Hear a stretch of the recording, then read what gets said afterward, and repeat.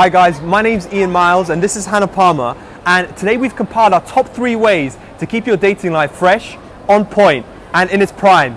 So let's take a look. Keep the consistency. Question: how do most guys meet women? Answer: through social circle groups and through a friend of a friend.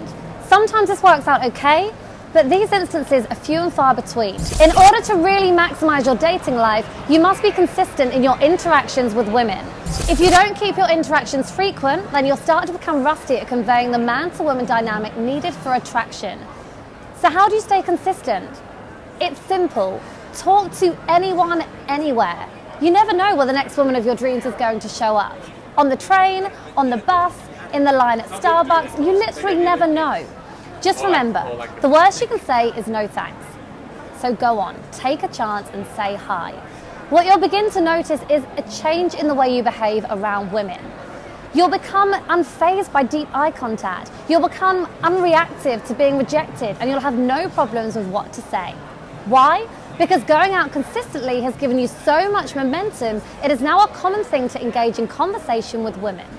As you know, any man who can hold deep eye contact and act in such an unreactive way is instantly attractive. If you're going to stay consistent, you should be talking to girls wherever you are. Even short conversations can really keep the momentum going until you meet one girl who is totally mesmerized by your social skills and calibration. Approach in the clubs, approach on the street, approach in a coffee shop, on the tube. Just approach anywhere. Keep the momentum going, guys. Limit your number.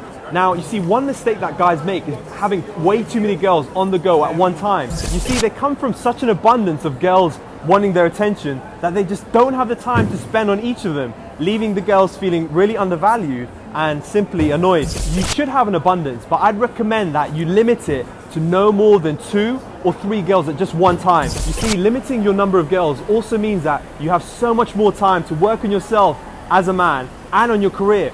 You see, both of these will help you become that high value guy that women want. No one wants a man who's always like dashing around and has no time for her. You know, I've often found that when I'm balancing several girls at once, that it also becomes such a chore for me and it becomes to dominate my life. Guys, you want the girls in your life to represent fun and excitement, not to be a burden or a nuisance for you. So guys, have fun spending time with your girl and make sure that you're doing it because you want to and not to fill that ego of yours. Now, many guys try to hoard girls and to get a boost to the ego. Guys, I personally wouldn't recommend that you be one of these guys, as it will only harm your game and it will make you needy down the road. Mixed day game and night game. Which is better? Day game or night game? Answer: both. Both day game and night game have their good points and bad points. For example, day game can be scarier and less socially acceptable compared to night game. But with day game, you won't meet girls under the influence of alcohol or who have had their state pumped by the noise and atmosphere of the nightclub. Let's look at some good points of day game. Number 1, increase in social abilities. You will grow in social confidence due to the assumption it is unacceptable to approach girls in the daytime. Once you begin to see that it is really no big deal to stop a girl in the street, your confidence will boost through the roof. Number 2, no beer goggles. Girls won't have their beer goggles on, so it's easier for them to be more in tune with their emotions as opposed to having been drinking and having their emotions spiked by the nightclub. Number 3, a boost in value. You will appear 10 times more confident. Guys very rarely approach girls on the street during the day, so for you to do it will massively boost your value in her eyes. 4, instant dates. You can instantly go for a date. I've met guys on the street and gone straight for a coffee there and then. Most girls aren't really heading anywhere important and will happily come for coffee. You could even use the excuse that it's just a quick one, leaving a false time constraint in your interaction. Bad points. Number 1, slim chance to pull for sex. You're unlikely to pull there and then and have sex. Not many women will meet someone on the street and instantly go home and sleep with them. Of course it does happen, but the chances are very slim. Number 2, it's easier to mess up. Like girls have their state pumped in a nightclub, so do you. You can dance with girls, get a drink at the bar and mess around with your friends. But in the street, it's just you and her. Scary. You have to rely on your words and how you present yourself. Unless, of course, she's up for dancing in the street. Now let's take a look at the night game. Being anonymous.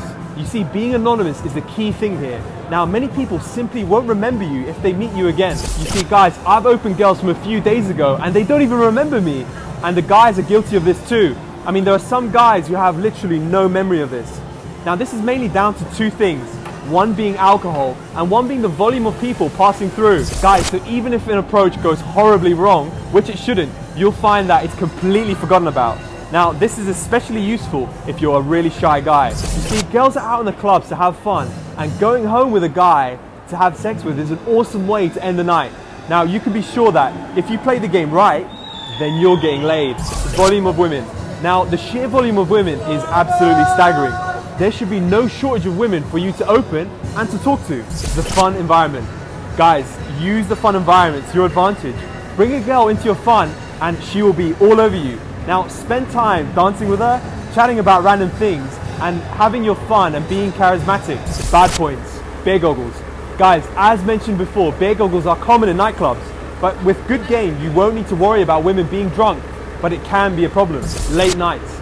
Guys, the late nights can really be a killer. Now, especially if you have one of those busy lives, and if you have a career to look after.